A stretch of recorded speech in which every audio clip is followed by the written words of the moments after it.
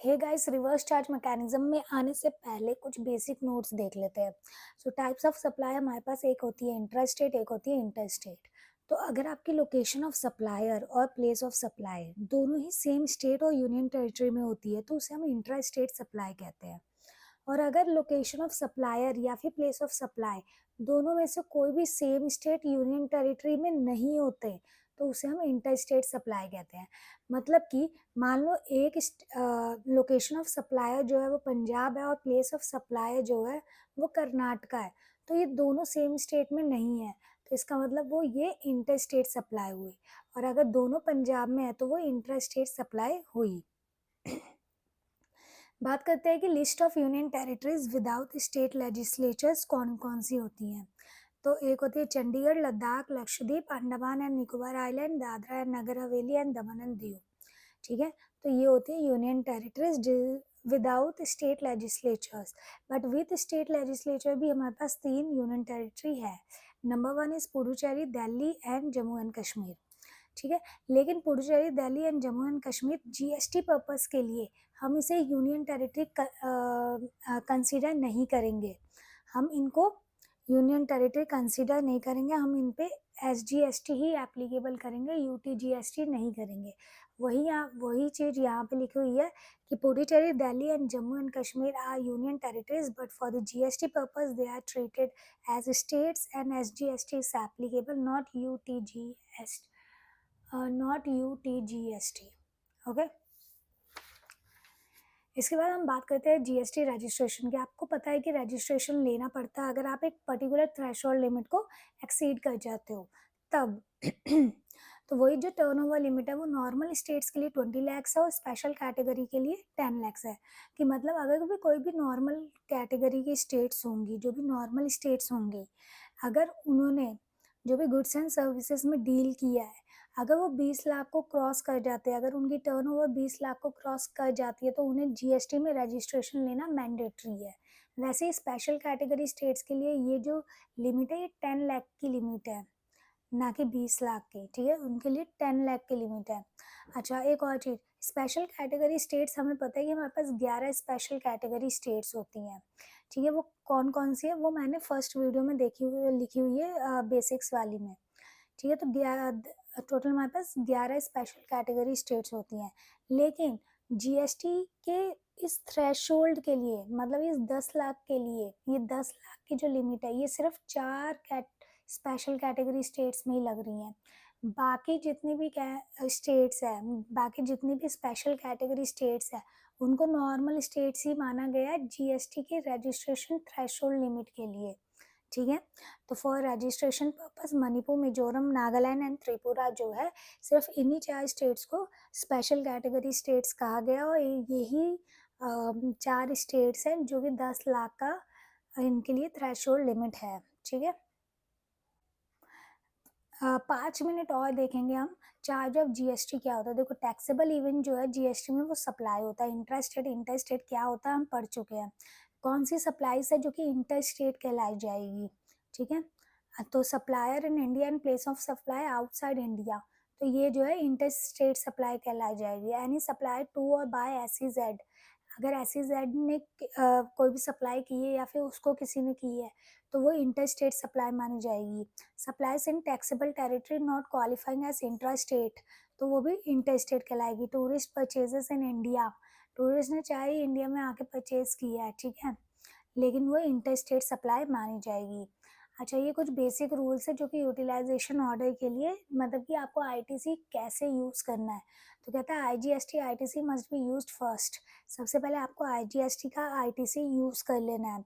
फिर cross utilisation allow है सिर्फ सीजीएसटी और आईजीएसटी में और एसजीएसटी और आईजीएसटी में। मतलब कि सीजीएसटी और एसजीएसटी ये दोनों आपस में क्रॉस यूटिलाइज नहीं किए जा सकते और जो भी बैलेंस बचेगा वो आप कैश में दोगे। ठीक है, इसका एक एग्जाम्पल भी है, ये इसका एग्जाम्पल है, बहुत ही इजी एग्जाम्पल है, ये आप देख सकते हो। ये टैक्स लायबिलिटी है और ये आईटीसी अवेलेबल है। ठीक है, ये आप देख लेना। इसके बाद बात करते हैं हम टेरिटोरियल वाटर्स की। तो टेरिटोरियल वाटर्स क्या होता है, तो coastal area up to 12 nautical miles from the base line of coastal state जो है 12 नॉटिकल माइल्स तक जो है हमारा टेरिटोरियल वाटर लाया जाता है। Where the supplier or place of supply is located in territorial water, it shall be deemed to be located in the nearest coastal state or union territory। अगर मान लो कि कोई भी प्लेस ऑफ सप्लायर या फिर place of like the location of supplier या फिर place of supply, अगर में से कोई भी इनमें टेरिटोरियल वाटर में है, तो हम उसको कैसे देखेंगे कि वो इंट्रा है कि इंटर है, मतलब कि उसे हम कैसे देखेंगे कि कौन सी स्टेट में वो जो है क्योंकि जीएसटी जो डेस्टिनेशन बेस्ड टैक्स है, तो एक डेस्टिनेशन तो माननी पड़ेगी ना, तो वो हम किस पे लेंगे, तो उसका जो भी नियरेस्ट स्टेट है उसको ही हम कंसिडर कर लेंगे। ठीक है, जैसे कि एग्जांपल देखते हैं। Suppliers oil rig is within 12 nautical miles from the Tamil Nadu coast. Tamil Nadu से 12 नॉटिकल माइल्स के अंदर था सप्लायर, और goods are supplied and consumed on the same rig. उसी वहीं पे गुड्स सप्लाई भी किए गए और कंज्यूम भी वहीं कर लिया गया। तो इससे जब हम एनालिसिस करते हैं तो सप्लायर कहाँ है, टेरिटोरियल वाटर में है, तो डीम्ड इन तमिलनाडु बोल लिया हमने। Place of supply in territorial water तो डीम्ड इन तमिलनाडु, क्योंकि तमिलनाडु से ही पास में है वो। ठीक है, तो कंक्लूजन क्या हो गया, इसका कंक्लूजन हो गया supply is treated as intra state supply, क्योंकि दोनों ही तमिलनाडु में है। ठीक है, दोनों ही तमिलनाडु में है इसलिए। तो यहाँ पे CGST SGST एप्लीकेबल होगा। ये वाला एग्जाम्पल देखो, supplier is registered in Kerala, Kerala में वो रजिस्टर्ड है। Services are provided to a ship located within territorial water near Karnataka coast. उसके टेरिटोरियल वाटर के नियरेस्ट कौन है, कर्नाटका कोस्ट है। ठीक है, तो देखो सप्लायर कहाँ पे होगा, केरला में। प्लेस ऑफ सप्लाई कहाँ हो रहा है, कर्नाटका में। तो कंक्लूजन क्या होगा, सप्लाई इज इंटर स्टेट, क्योंकि एक केरला है एक कर्नाटका है, तो IGST इसमें एप्लीकेबल हो जाएगा। ठीक है, उसके बाद कुछ और पॉइंट्स देख लेते हैं, बस ये लास्ट है, इसके बाद हम रिवर्स चार्ज पे आ रहे हैं। तो टैक्सेबल पर्सन कौन होता है, कोई भी रजिस्टर्ड पर्सन या फिर कोई पर्सन जो कि लायबल टू रजिस्टर्ड है। गुड्स में कौन सी चीज़ें इंक्लूड्स होती है, ठीक है, तो movable property, growing crops, grasses और other things attach to land which are agree to be serve before supply और एक्शनेबल क्लेम। एक्सक्लूड क्या होती है, मनी एंड सिक्योरिटी। ठीक है, सर्विसेज में इंक्लूड क्या होता है, एनीथिंग अदर देन गुड्स, और एक्सक्लूड क्या होती है, money and security, but related activities are treated as services. ठीक है, मनी से रिलेटेड कोई भी एक्टिविटी होगी, ठीक है, तो वो तो हम कंसिडर करेंगे कि वो सर्विसेज ही है। जैसे कि करेंसी कन्वर्जन पे जो भी आप कमीशन देते हो, सर्विस फीस देते हो, ठीक है, वो आपकी सर्विस ही मानी जाएगी। ठीक है, और ब्रोकरेज, कोई ब्रोकरेज हम दे रहा है, ठीक है, हम उसे ब्रोकरेज दे रहे हैं, कोई ब्रोकरेज ले रहा है, तो वो भी कोई सर्विस हमें दे रहा है। ठीक है, तो ये सारी चीज़ें सर्विस मानी जाएंगी। ओके, तो फाइनली हम रिवर्स चार्ज मैकेनिज्म पे आ गए हैं, लेकिन रिवर्स चार्ज मैकेनिज्म जो है उसको समझने के लिए एक बार फॉरवर्ड चार्ज मैकेनिज्म भी समझना पड़ेगा। देखो, फॉरवर्ड चार्ज मैकेनिज्म में क्या होता है कि अगर मैं आपको मोटा मोटा बताऊं तो फॉरवर्ड चार्ज मैकेनिज्म जो है वो मतलब कि वो बेसिक है, मतलब होता है एक्चुअली में ऐसा ही है फॉरवर्ड चार्ज मैकेनिज्म जैसा। जो रिवर्स चार्ज मैकेनिज्म है यही कुछ एक्स्ट्रा केसेस है। ठीक है, तो फॉरवर्ड चार्ज मैकेनिज्म में क्या होता है, जो टैक्स जो है ना, tax is paid by the supplier of goods और सर्विसेज टू द गवर्नमेंट। तो नॉर्मल भी ऐसा ही होता है, सप्लायर जो है जिससे हम सामान खरीदते हैं वही बंदा जाके गवर्नमेंट को टैक्स देता है, हम तो सीधा गवर्नमेंट को टैक्स नहीं देते। ठीक है, तो यहाँ पे फॉरवर्ड चार्ज मैकेनिज्म में जो है वो सप्लायर ही गवर्नमेंट को टैक्स देता है। ठीक है, टैक्स इनवॉइस इशू भी कौन करता है, अपना सप्लायर ही करता है। सेल्फ इनवॉइस इसमें ज़रूरत नहीं होती है। Payment of tax paid in cash और ITC, अगर मतलब कि इनको ITC भी मिल जाता है। ITC क्या होता है बाद में देखेंगे। कंप्लाइंस बर्डन सप्लायर पे होता है। लेकिन रिवर्स चार्ज मैकेनिज्म जो है ना वो एक ऐसा मैकेनिज्म है जहाँ पे कहा गया है कि सप्लायर जो है उसको टैक्स पे करने की ज़रूरत नहीं है गवर्नमेंट को। ये कौन करेगा, ये रेसिपिएंट ही करेगा, जो सामान खरीदेगा उसी की जिम्मेदारी है कि वो अपना टैक्स गवर्नमेंट को पे कर दें। रिवर्स चार्ज मैकेनिज्म लाने का सिर्फ इतना ही मकसद है, मतलब मोस्टली जो जो केसेस है उसमें इसलिए किया गया है क्योंकि सप्लायर जो है वो, मतलब कि वो मैनेज ही नहीं कर पाता है। ठीक है, जैसे कि इसमें काफ़ी जैसे एग्रीकल्चरिस्ट है, ठीक है, तो एग्रीकल्चरिस्ट को नहीं पता है कि कैसे क्या करना है, कैसे टैक्स देना है। ठीक है, तो उस पे बर्डन ना डालने के बजाय जो एग्रीकल्चरिस्ट से खरीद रहा है सामान, ठीक है, उस पे बर्डन डाला गया है। तो उसको टैक्स पे करना है क्योंकि वो खरीद रहा है, वो टैक्स पे करेगा किसको? गवर्नमेंट को। तो वही कहा गया है कि reverse charge mechanism taxes paid by the recipient of the goods और services issued by the supplier without GST. Tax invoice जो है वो सप्लायर इशू करता है, लेकिन वो जीएसटी कलेक्ट नहीं करता क्योंकि जीएसटी तो ये बंदा खुद ही पे करेगा। सेल्फ इनवॉइस यहाँ पे रिक्वायर्ड होता है क्योंकि सप्लायर काफ़ी टाइम जो होता है वो अनरजिस्टर्ड होता है। और payment of tax must be paid in cash only. यहाँ पे रिवर्स चार्ज मैकेनिज्म में कोई भी आईटीसी का कंसेप्ट नहीं है, मतलब कि उसको कोई भी आईटीसी नहीं मिलेगा। और कंप्लाइंस बर्डन की बात करें तो वो रेसिपिएंट पे आ जाता है। ठीक है, ठीक है। अब देखते हैं क्या कौन से गुड्स नोटिफाइड है अंडर आरसीएम। देखो सीधी सी बात है, इसे तो हम जल्दी जल्दी करेंगे। सप्लायर, तो यहाँ पे description of supplier, supplier of good कौन होगा और रेसिपिएंट कौन होगा। इन सारे केसेस में क्या है, रेसिपिएंट को ही टैक्स पे करना है गवर्नमेंट को, सप्लायर को नहीं करना। ठीक है, तो देखो सबसे पहले अगर कोई भी एग्रीकल्चरिस्ट, ये सारी चीज़ों को सप्लाई कर रहा है, ठीक है, किसी भी रजिस्टर्ड पर्सन को, तो रजिस्टर्ड पर्सन टैक्स पे करेगा। कैस कौन सी चीज़ें? कैशू नट्स नॉट शेल्ड और पील्ड, बीड़ी रैपर लीव्स, टबैको लीव्स और रॉ कॉटन। ठीक है, फिर से अगर कोई भी एग्रीकल्चरिस्ट ये सारी चीज़ें किसी भी रजिस्टर्ड पर्सन को दे रहा है तो रजिस्टर्ड पर्सन टैक्स पे करेगा। ठीक है, सेकंड आता है असेंशियल ऑयल्स, कोई भी अनरजिस्टर्ड पर्सन। अब देखो, अब सप्लायर कौन है? अगर कोई भी अनरजिस्टर्ड पर्सन होगा, ठीक है, वो असेंशियल ऑयल्स दे रहा है किसको? रजिस्टर्ड पर्सन को, किसी भी रजिस्टर्ड पर्सन को। तो रजिस्टर्ड है ना, ये तो अनरजिस्टर्ड है, ये तो रजिस्टर्ड है ना, तो इसको जाके टैक्स पे करना है। ठीक है, अच्छा, अदर देन सीट्रस फ्रूट, ठीक है, सीट्रस फ्रूट को छोड़ गए। थर्ड आता है हमारा silk yarn, manufactured from raw silk और सिल्क वॉर्म। ठीक है, तो अगर कोई भी मैन्युफैक्चर ऑफ सिल्क यार्न है, सिल्क यार्न को कोई मैन्युफैक्चर करता है, ठीक है, और वो किसी रजिस्टर्ड पर्सन को सेल कर रहा है, मतलब वो उसका रेसिपिएंट जो है वो रजिस्टर्ड पर्सन है, तो रजिस्टर्ड पर्सन ही टैक्स पे करेगा। ठीक है, फोर्थ देखते हैं। फोर्थ है used vehicles, seized confiscated goods, old used goods, waste and scraps. ठीक है, जो भी हमारे यूज्ड व्हीकल्स होते हैं, जो जो गवर्नमेंट ने सीज कर लिए होते हैं, कन्फिस्टिकेटेड गुड्स होते हैं, पुराने हो गए होते हैं, यूज हो गए, वेस्ट स्क्रैप है। अगर ये इसका सप्लायर कौन है? अगर इसका सप्लायर सेंट्रल गवर्नमेंट है, एक्सक्लूडिंग इंडियन रेलवे को छोड़ के, अगर सेंट्रल गवर्नमेंट है, स्टेट गवर्नमेंट है, यूनियन टेरिटरी है, लोकल अथॉरिटी है, अगर ये लोग हैं सप्लायर, और ये सप्लायर ये सारी चीज़ें किसी रजिस्टर्ड पर्सन को दे रहे हैं, तो ये रजिस्टर्ड पर्सन जो है यही टैक्स पे करेगा। फिर आता है सप्लाई ऑफ लॉटरी। अगर सप्लायर जो है वो स्टेट गवर्नमेंट है, यूनियन टेरिटरी है, लोकल अथॉरिटी है, अगर कोई भी state government, union territory, local authority supply करती है लॉटरी को, किसको? लॉटरी डिस्ट्रीब्यूटर को या फिर सेलिंग एजेंट को, तो सेलिंग एजेंट या फिर लॉटरी डिस्ट्रीब्यूटर, इन दोनों का काम है कि जाके टैक्स पे करो। फिर आता है प्रायोरिटी सेक्टर लैंडिंग सर्टिफिकेट।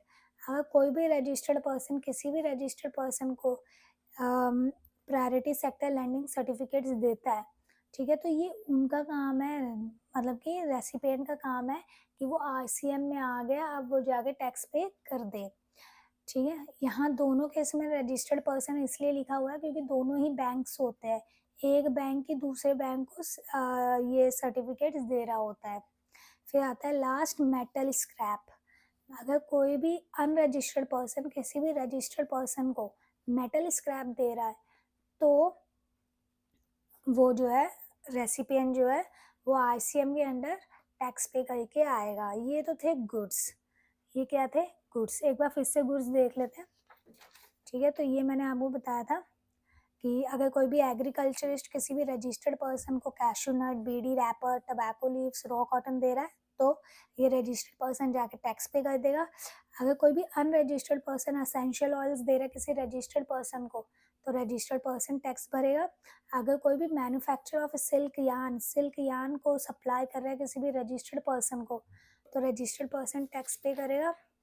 अगर कोई भी central government, state government, union territory, local authority ये सारी चीज़ें सप्लाई कर रही हैं किसी रजिस्टर्ड पर्सन को तो रजिस्टर्ड पर्सन टैक्स पे करेगा। लेकिन इसमें इंडियन रेलवे नहीं आएगा।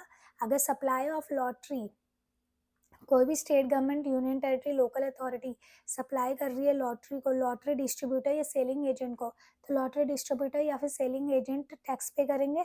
अगर कोई भी registered person priority sector lending certificate किसी भी रजिस्टर्ड पर्सन को दे रहा है तो जिसको मिल रहा है, जो रेसिपिएंट है वो ही टैक्स पे करेगा, ठीक है। उसके बाद कोई भी अनरजिस्टर्ड पर्सन किसी रजिस्टर्ड पर्सन को मेटल स्क्रैप दे रहा है तो वो जो रजिस्टर्ड पर्सन है वो ही जाके टैक्स पे करेगा गवर्नमेंट को, ठीक है। ओके, यहाँ तक था गुड्स। अब बात कर लेते हैं सर्विसेज की। अब बात कर लेते हैं सर्विसेज की। सर्विसेज में सबसे पहली सर्विस जो आती है वो आती है गुड्स ट्रांसपोर्ट एजेंसी, ठीक है। Transportation of goods by road by a transporter who issues a consignment note, वो यही गुड्स ट्रांसपोर्ट एजेंसी कंसिडर करता है, ठीक है। मतलब कि गुड्स ट्रांसपोर्ट एजेंसी क्या होता है? वही ट्रांसपोर्टेशन जो कि रोड की होती है जिसमें ट्रांसपोर्टर जो है वो इशू करता है कंसाइनमेंट नोट, ठीक है।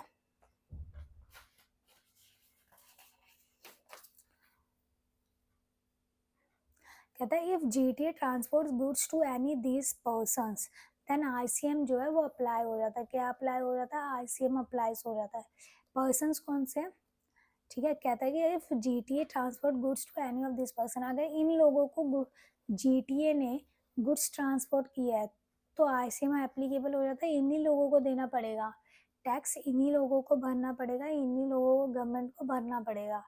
कौन है? Registered person under GST, factory हो, कोऑपरेटिव सोसाइटी हो, बॉडी कॉर्पोरेट हो, पार्टनरशिप फॉर्म, एओपी हो, कैजुअल टैक्सेबल पर्सन। अगर इनमें से कोई भी बंदा जो है वो गुड्स ट्रांसपोर्ट एजेंसी की सर्विसेज लेता है तो उसी को जाके टैक्स पे करना पड़ेगा।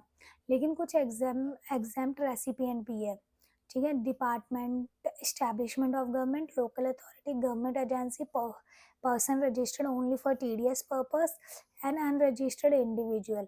ये लोगों को अगर जीटीए कोई भी सर्विस देता है तो वो एग्जाम्प्ट मान लिया जाता है, उस पर टैक्स नहीं लगेगा। मतलब कि इनको टैक्स पे करने की जरूरत नहीं है, ठीक है।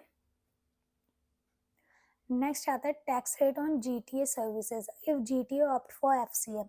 अच्छा, बात इतनी हो जाती है ये सारी क्राइटेरिया तो तब माना जाएगा, आईसीएम तो तब लगेगा अगर उसने क्या किया, पहले ये देखते हैं, ठीक है। अगर जीटीए ने मान लो कि फॉरवर्ड चार्ज मैकेनिज्म ले लिया, ऑप्ट कर लिया कि नहीं मेरे को फॉरवर्ड चार्ज मैकेनिज्म, मतलब कि वो खुद ही भरना चाहता है गवर्नमेंट को बिल, ठीक है, जीएसटी, तो क्या होगा?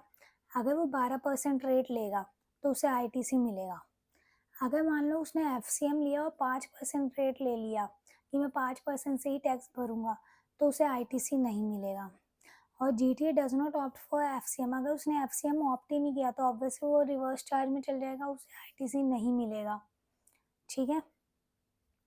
कुछ एजम्पशन है ये, if GTA is unregistered assume GTA has not opted for FCM, hence ICM applies. If question is silent always assume ICM applicable. Question silent होगा अगर GTA का तो मान लेना कि ICM ही एप्लीकेबल हो रहा है, ठीक है। नेक्स्ट आ जाता है लीगल सर्विसेज। सर्विस क्या है? Legal advice, consultancy, assistance, representation before court और ट्राइब्यूनल। Who provide service? अगर कोई भी individual advocate, senior advocate, firm of advocates किसी भी business entity located in taxable territory को देती है, ठीक है, सर्विस, तो क्या होगा? उस बिजनेस एंटिटी को ही टैक्स पे करना पड़ेगा, ठीक है। तो देखो If lawyer provides legal services to a business pays GST under ICM, not the lawyer. ठीक है, लॉयर नहीं पे करेगा, कौन करेगा? बिजनेस ही पे करेगा. नेक्स्ट आ जाता है सर्विसेज बाय आर्बिट्रल ट्राइब्यूनल. ठीक है, अगर कोई भी आर्बिट्रेशन की सर्विसेज आर्बिट्रल ट्राइब्यूनल किसी बिजनेस एंटिटी को करता है तो फिर से बिजनेस एंटिटी ही टैक्स पे करेगी आईसीएम में, गवर्नमेंट को आर्बिट्रल ट्राइब्यूनल नहीं करेगा. ठीक है, नेक्स्ट आता है स्पॉन्सरशिप सर्विस. अच्छा, ये पे करेगा, ये नहीं करेगा. ठीक है, अगर इसने करनी होती ना तो ये इससे लेके करता है, ऐसा होता है. ठीक है, आपको पता है ना जीएसटी का कुछ बेसिक चीज़ें होती है. ठीक है, लेकिन अभी आईसीएम चल रहा है तो बिजनेस एंटिटी को टैक्स पे तो करना ही है, जीएसटी वो खुद ही अब पे कर देगा. ठीक है, नेक्स्ट आ जाता है स्पॉन्सरशिप सर्विसेज. अगर कोई भी स्पॉन्सरशिप सर्विसेज जैसे कि किसी इवेंट में हो रहा है, प्रोग्राम में हो रहा है, ब्रांड के लिए एक्सेट्रा, हु प्रोवाइड सर्विस, कोई भी पर्सन अगर किसी बॉडी कॉर्पोरेट या फिर partnership firm located in taxable territory को स्पॉन्सरशिप सर्विसेज देता है तो ये बॉडी कॉर्पोरेट ही जाके टैक्स पे करेंगी, तब ये बॉडी कॉर्पोरेट ही टैक्स पे करेंगी. ठीक है, जैसे कि एग्जांपल देख लो. If a company firms receive sponsorship, company firm pays GST under ICM. Next आ जाता है services supplied by government to business. Services by central government, state government, union territory और local authority.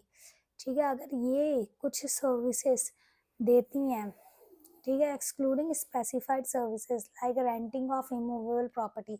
Renting of immovable property को छोड़ के अगर ये कुछ सर्विसेज देती हैं किसी बिजनेस एंटिटी को तो क्या होगा? बिजनेस एंटिटी को ही टैक्स पे करना पड़ेगा. If government provide services to business, business pays GST under ICM. ठीक है, लेकिन रेंट कुछ स्पेसिफाइड सर्विसेज को छोड़ के अगर रेंटिंग ऑफ इमूवेबल प्रॉपर्टी है, services by department of post, ministry of railway है, services in relation to aircraft और वेसल इनसाइड और outside the precincts of port and airport है, ट्रांसपोर्ट ऑफ गुड्स और पैसेंजर्स है, इन केस में जो है आईसीएम नहीं लगेगा, बिजनेस एंटिटी को नहीं पे करना है इन केसेस में. ठीक है, नेक्स्ट आता है renting of immovable property by government. So services cover renting of immovable property bye centre, state government, union territory, local authority excluding ministry of railway.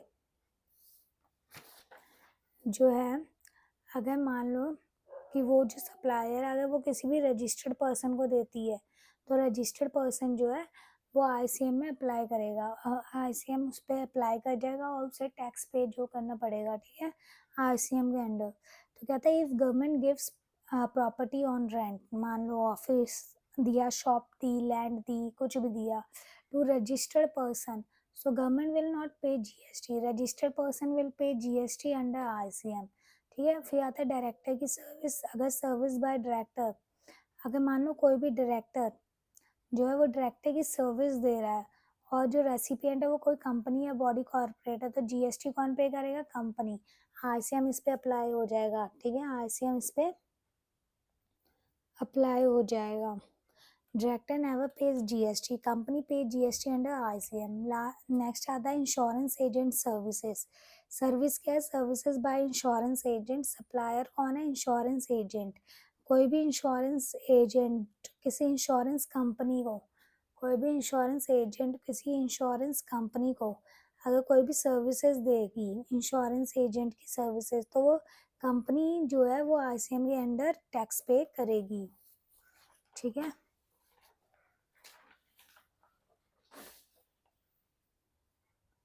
Next आता है रिकवरी एजेंट सर्विसेज. अगर कोई भी रिकवरी एजेंट जो है वो किसी bank या एनबीएफसी को सर्विस देती है तो बैंक को एनबीएफसी टैक्स पे करेंगे. Copyright, dramatic, musical, artistic work.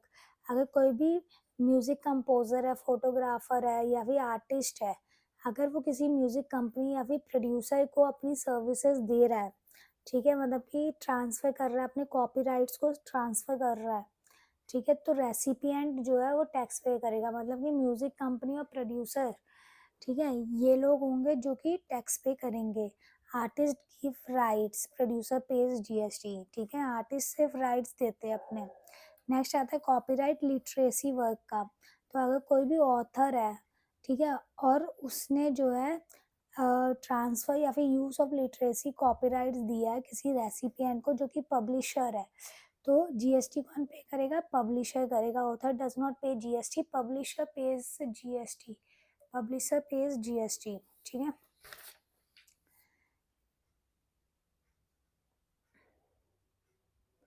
Next आता है services by individual direct selling agent.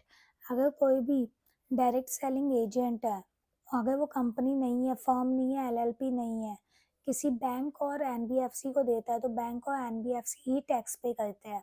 If an individual direct selling agent brings customer for banks loans, so direct selling agent will not pay GST. Bank and NBFC pays GST.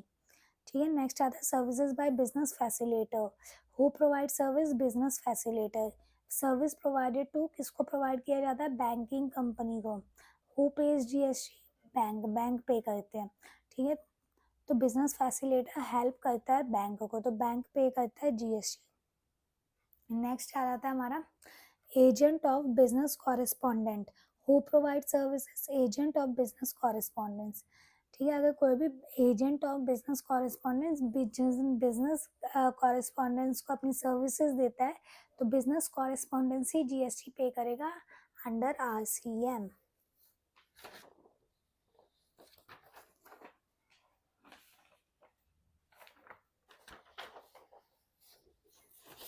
दो minute.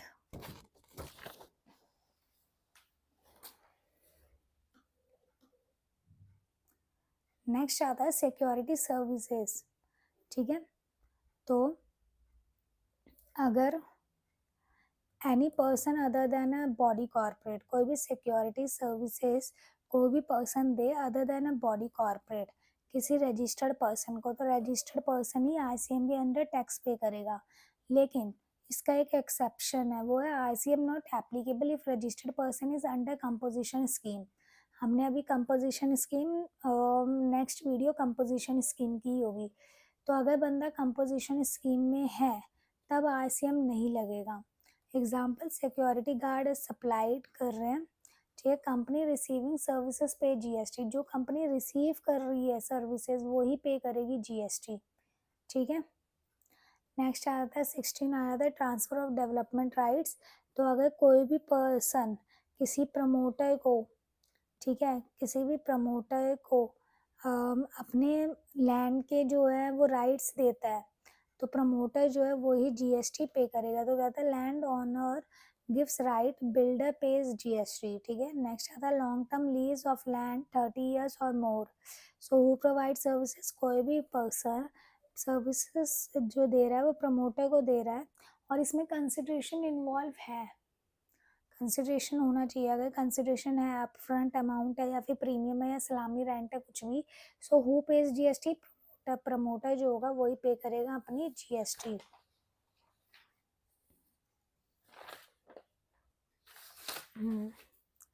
Next आ जाता है renting of motor vehicle, ठीक है। Vehicle design to carry vehicle fuel cost included in consideration. देखो यहाँ पे कौन से व्हीकल की बात कर रहे हैं? जो कि डिजाइन टू कैरी व्हीकल,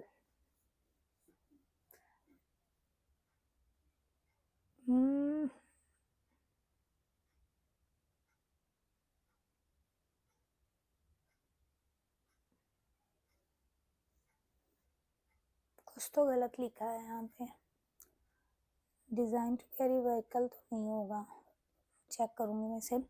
तो फ्यूल कॉस्ट इंक्लूडेड होनी चाहिए अगर रेंटिंग ऑफ मोटर व्हीकल की बात हो। तो सप्लायर कौन होगा? कोई भी अगर बॉडी कॉर्पोरेट सप्लायर होता है, और रेसिपिएंट अगर कोई भी होता है, सप्लायर तो बॉडी कॉर्पोरेट है, रेसिपिएंट चाहे कोई भी हो, तो फॉरवर्ड चार्ज मैकेनिज्म ही लगेगा, क्योंकि सप्लायर ही बॉडी कॉर्पोरेट है, वही रजिस्टर्ड होगा, तो फॉरवर्ड चार्ज मैकेनिज्म ही लगेगा। लेकिन अगर सप्लायर जो है वो नॉन बॉडी कॉर्पोरेट है और रेसिपिएंट भी नॉन बॉडी कॉर्पोरेट है, तो भी एफसीएम ही लगेगा, फॉरवर्ड चार्ज मैकेनिज्म ही लगेगा। अगर सप्लायर नॉन बॉडी कॉर्पोरेट है और रेसिपिएंट बॉडी कॉर्पोरेट है और वो 12% का टैक्स पे कर रहे हैं, ये जो नॉन बॉडी कॉर्पोरेट है ये 12% का टैक्स का ऑप्शन ले रही है, तो ये फॉरवर्ड चार्ज मैकेनिज्म में चल जाएगा। ठीक है। अगर ये नॉन बॉडी कॉर्पोरेट है और ये 5% का ये ले रही है और रेसिपिएंट बॉडी कॉर्पोरेट है, तो ये आईसीएम लग जाएगा। This is not a passenger transport service, it is renting of vehicle. ठीक है, व्हीकल को रेंट पे देना होता है, तो यहाँ पे vehicle design for renting of vehicle होना चाहिए था। ठीक है, जो व्हीकल्स को रेंट पे दिया जाता है उन व्हीकल्स की यहाँ पे बात हो रही है। ठीक है, पैसेंजर ट्रांसपोर्ट और रेंटिंग में आप डिफरेंस समझ लो, क्योंकि इससे पहले हम पैसेंजर भी पढ़ के आए थे ना। देखो पैसेंजर तो वही, पैसेंजर क्या होता है, पैसेंजर ट्रांसपोर्ट वो ट्रांसपोर्ट होता है जिसका रूट फिक्स होता है। ठीक है, कि मतलब कि जैसे बस होती है, जैसे डीटीसी बस है दिल्ली में, तो वो उसका क्या है कि उसका टाइम फिक्स है, उसका रूट फिक्स है कि वो पहले कौन सी जगह लूँ, एक मैं गई भी नहीं हूँ। मान लो कि बसेस चलती होंगी रजौरी गार्डन से, तो रजौरी गार्डन होके, टैगोर गार्डन होके, सुभाष नगर होके, ठीक है, ऐसे जाएंगी, तो वो ऐसे ही जाएंगी, फिर उसका फिक्स रूट है।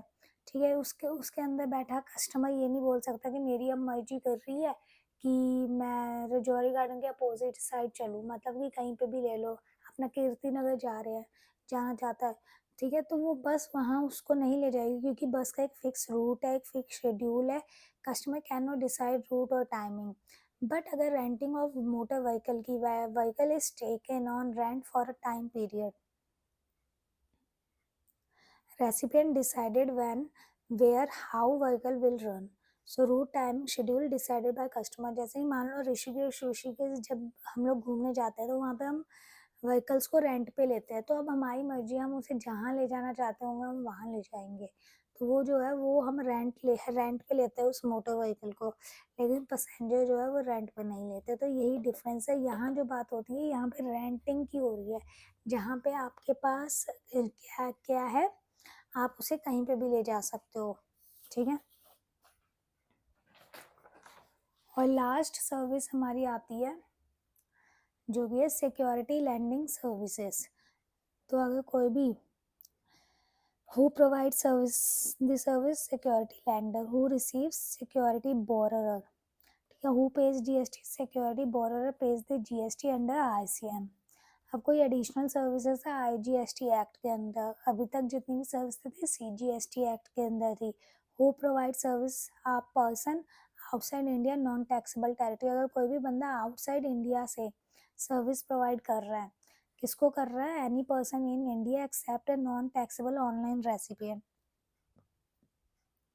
किसी भी पर्सन को जो कि इंडिया में है लेकिन वो नॉन टैक्सेबल ऑनलाइन रेसिपिएंट नहीं है, तो कौन पे करेगा GST, service recipient in India page IGST under ICM। तो जो भी पर्सन जो इंडिया में है वही क्या है, IGST पे करेगा। Some services from non taxable territory are exempt, if exempt then ICM not applicable. यहाँ पे हमारा ICM कंप्लीट होता है। ठीक है, सारी सर्विसेज यही है। 4-5 बार वीडियो देखने से या फिर 4-5 बार जब आप इन नोट्स को देखोगे, नोट्स को पढ़ोगे तो याद हो जाएंगे। ठीक है, ओके, थैंक यू।